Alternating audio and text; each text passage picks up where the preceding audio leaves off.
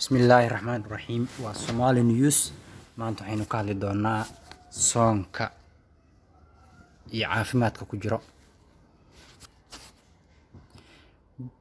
Bisha Ramadaan ma aha kaliya bil cibaado, sidoo kale waa bil caafimaad. Halkan waxaynu kaga hadli doonaa soonka iyo caafimaadka jirka bini'aadamka. Daraasad caafimaad oo laga sameeyay saameynta soonku ku yeesho caafimaadka qofka ayaa waxaa lagu ogaaday qodobadan soo socdo: soonka iyo miisaan dhimista. Maadaama calooshu qofku madhan tahay, sidaa darteed aanan jirin meel laga soo saaro awoodda shidaalka jidhka waxa uu amrayaa si loo helo awooddii qofka shaqayn lahaa in la gubo lagalana soo baxo tamarta keydka jirka sida baruurta ku kaydsan jirkeena.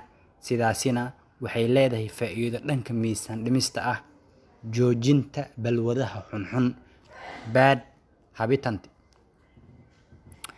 Maadaama maalintii aad sooman tahay, Ramadaantu waa waqtiga aad meesha kaga saari karto balwadaha xunxun ee caafimaadka sida sigaar cabidda, qaad cunidda, shiishad cabidda, iyo weliba inta badan waxyaabaha khamriga ay ka mid yihiin ama waxyaabaha maanka dooriyo.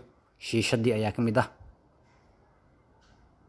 Sun saaris, sida soonku naftaada u daahirinayo ayaa sidoo kale soonku wuxuu caawinayaa jidhka inuu iska saaro suntii ku jirtay. Habdhiskaaga dheefshiidku wuxuu noqonayaa ama waxa uu shaqaynayay muddo 11 bilood ah oo ayna marna nasanin ama marna shaqadiisu aysan istaagin. Soonku wuxuu u helayaa awood uu ku nasto habdhiska dheefshiidkaaga. Soonku waxa uu yareeyaa xanuunada sida aadka ah inoogu badan oo ay ka mid yihiin macaanka, dhiig karka, wadne xanuunka. Dadka macaanka qaba wuxuu u yahay caafimaad waxtar leh. Soonku wuxuu xoojiyaa insuliinku. Soonku wuxuu xoojiyaa awoodda maadada insuliinku, wuxuuna yareeyaa iska caabinta jirka insulin resistance. Soonku wuxuu kordhiyaa shaqada maskaxda. Inaad cunada ka soonto waxay xoojisaa shaqada maskaxda iyadoo la badinayo soo saarista maado ah borotiin, kaasoo shaqadiisu tahay in uu kordhiyo caafimaadka ama caafimaad qabka unugyada maskaxda neuron la dhaho. Ka hortagna wuxuu u yahay xanuunada ay ka mid yihiin asaasaqa iyo Parkinsonism. Ilaahay ha naga badbaadiyo cudurrada aynu soo sheegnay.